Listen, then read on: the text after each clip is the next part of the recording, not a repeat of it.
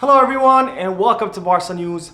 It's December 14th, 2022 and Xavi is set to meet with Joan Laporta in order to discuss the club's next steps in the winter transfer market. Also, Barcelona are very happy with the new Busquets at Boca Juniors and the club are currently tracking a 19-year-old Croatian midfielder. We have a lot to discuss, so let's begin. Hello everyone and welcome to the channel.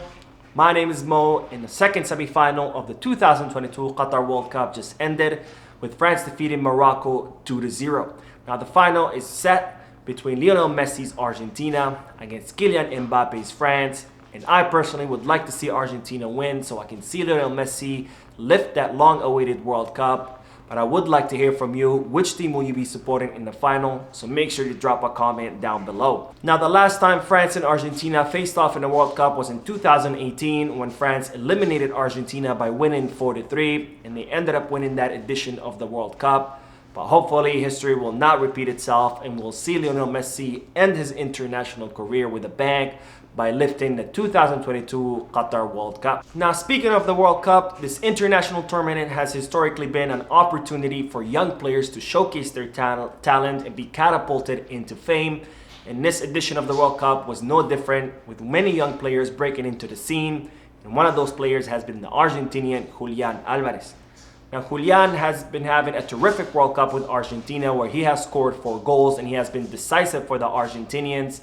So much so that he has been able to take the spot of Lautaro Martinez as the starting number 9 on the squad. While Julian Alvarez came up through the Argentinian club River Plate, and he recently signed for the Premier League club Manchester City over this past summer, and it's now being revealed that he was offered to Barcelona not once but twice, and both times the club decided not to sign him.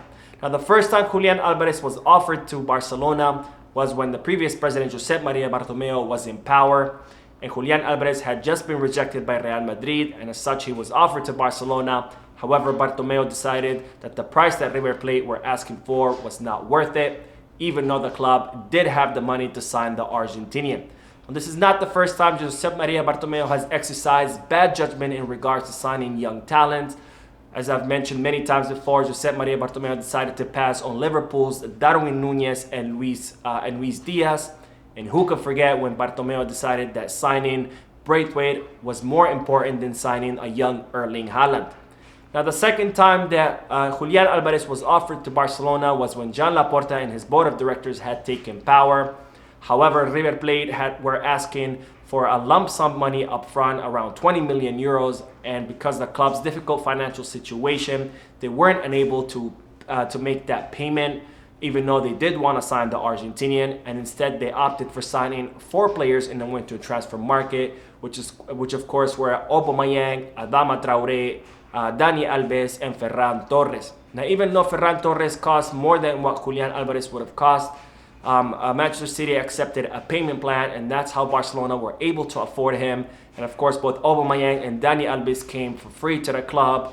And in the case of Adama Traoré, he was alone, so Barcelona did not have to pay a transfer fee. Now, it's a shame that Barcelona were unable to sign this young star, because you can only imagine what he would have been able to do at Barcelona, now that we've seen what kind of talent he has and what kind of great World Cup he's currently having. Now, on to the news that Xavi is due to have a meeting with Joan Laporta in order to discuss the club's plans in the winter transfer market. Now, as I reported in yesterday's video, several members of the board of directors had a meeting yesterday where they discussed the plans for the club in the winter transfer market.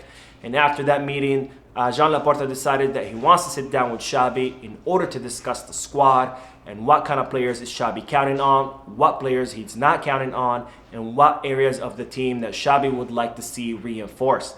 Now, it's expected that Xavi will ask from Joan Laporta to reinforce the right back position as the #1 priority, and if possible to also reinforce the midfield in order to replace Sergio Busquets, whose contract will expire with the club in the summer of 2023. Well, it seems that that's exactly what Barcelona are currently planning. Their #1 priority is to sign a player for the right back position, and as I reported previously, that chosen man is the Argentinian Juan Foyth, who's currently playing at Villarreal. Now, Barcelona are restricted on how much money they can spend this winter transfer market due to the strict financial fair play rules of La Liga. So Barcelona will need to offload some players in order to make a Juan Foyth signing. And if Barcelona can offload enough space on the wage bill, then they will look to sign a midfielder to replace Sergio Busquets in that pivot position. Now, speaking of the right back position, it's being reported that Hector Bellerin will not be leaving the club in the winter transfer market. Now, as I reported before, Barcelona are looking to offload Bellerin in the winter transfer market to clear space on the wage bill for the incoming new signings, given that Xavi does not count on the player. But it seems that both Hector Bellerin and his agent have informed the club that they don't want to leave Barcelona, and as such, he will be remaining at the club until the end of his contract, which expires in the summer of 2023. Now, as I mentioned a few moments ago, Barcelona's #1 priority will be to reinforce the right back position, and only if they can clear enough space on the wage bill, then they'll try to sign a reinforcement for the midfield, whether in the winter or in the summer. And as I reported before, there are several names being considered for that midfield. One of those names is, of course, Martin Zubimendi, who is Xavi and Jordi Cruyff's #1 option to replace Busquets. Then there's Ruben Neves, who's the #1 option for the sporting committee. And there's also the free agent options such as N'Golo Kante, Ilkay Gundogan, and Jorginho. Well, a new name has emerged as a possible replacement for Sergio Busquets, and this name is very liked by Barcelona scouts, and this name is Alan Parella. Now, Alan Parella is a 21-year-old defensive midfielder who currently plays at the Argentinian club Boca Juniors, and the Barcelona scouts are very impressed with this young player, and they think that he would be a good fit for the club, given that he grew up with the Barcelona style of play. Now, you might wonder, how did an Argentinian player grow up with the Barcelona style of play? And the answer is that Barcelona currently have a deal with Boca Juniors, where Barcelona are investing in the academies in Argentina to train young players, and in return, Boca Juniors offer Barcelona a first pick on any of their first team players.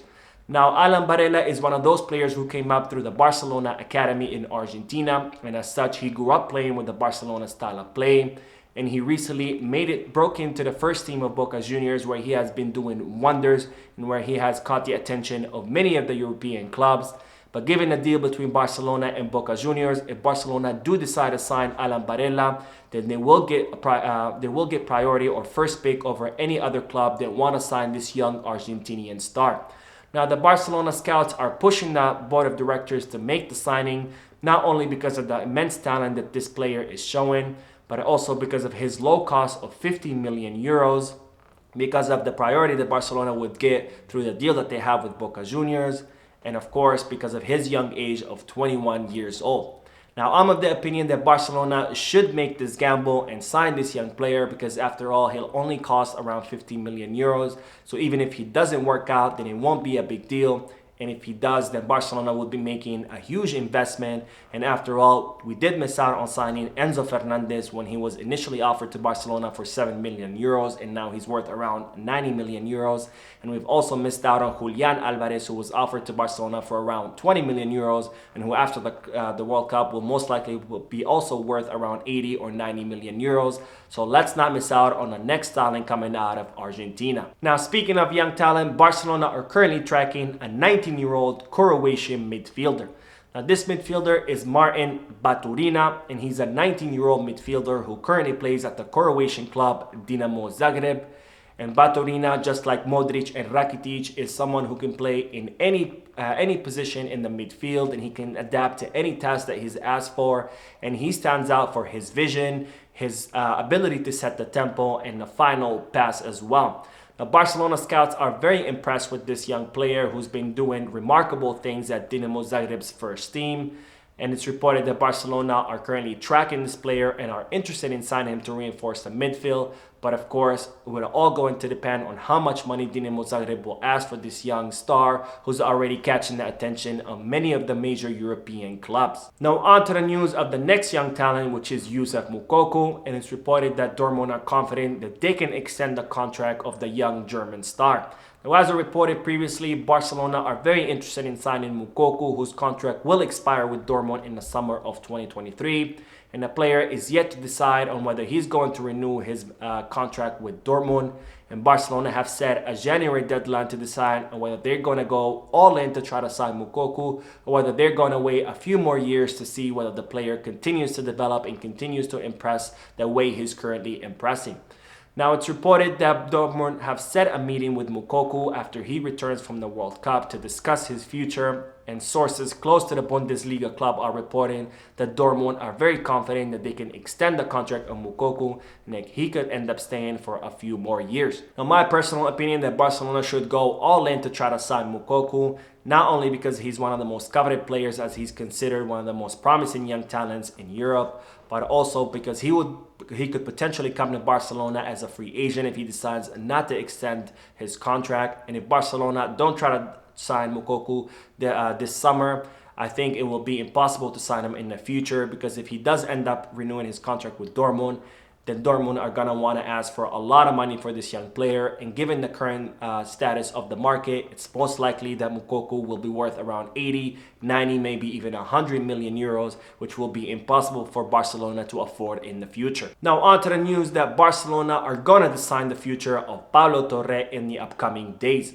Now, as I reported in yesterday's video, Pablo Torre was signed over the summer as a Barca Athletic player with the idea that he would train exclusively with the first team and play some matches with the first team as well. However, Pablo Torre has refused on several occasions to play with the Barca Athletic, and as such, Barcelona are now deciding what to do with the player, because he's at a critical stage of his career where he needs to be getting as much playing time as possible so he can continue his growth and development.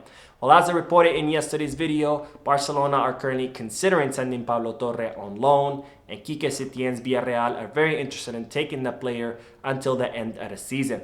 Well, it seems that Xavi would like to keep Pablo Torre on the squad because he wants all the available players to him, given that this is a very hectic calendar with lots of matches, with the World Cup having fallen right in dead middle in the calendar. And as such, he wants Pablo Torre to be an available option.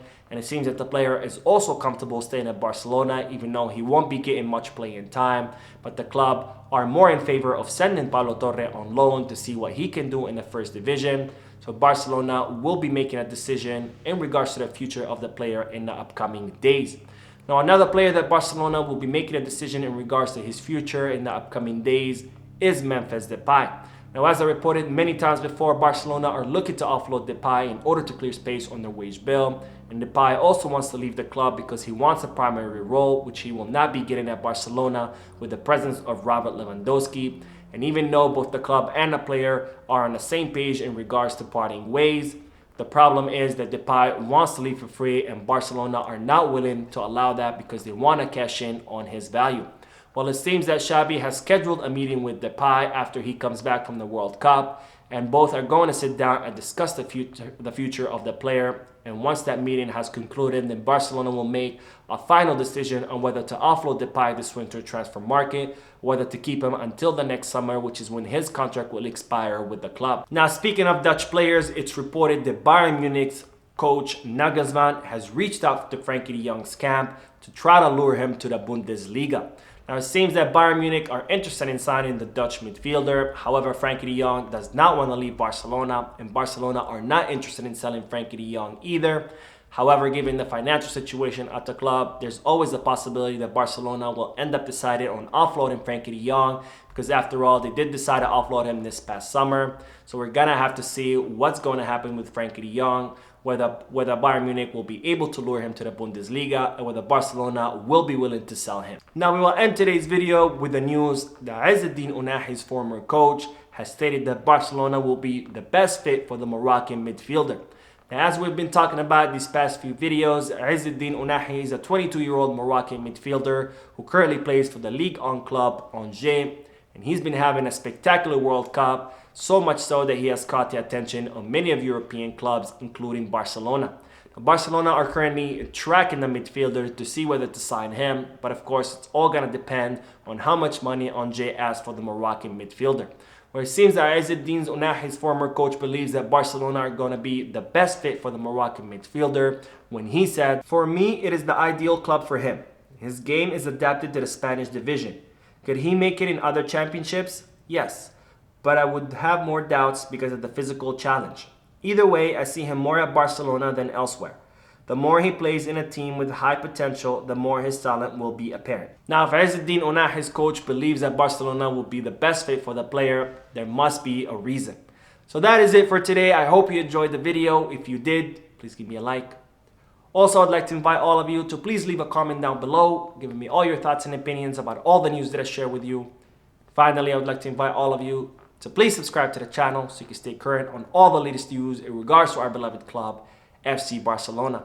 Thank you for watching. I will see you in the next video. And as always, Visca Barça.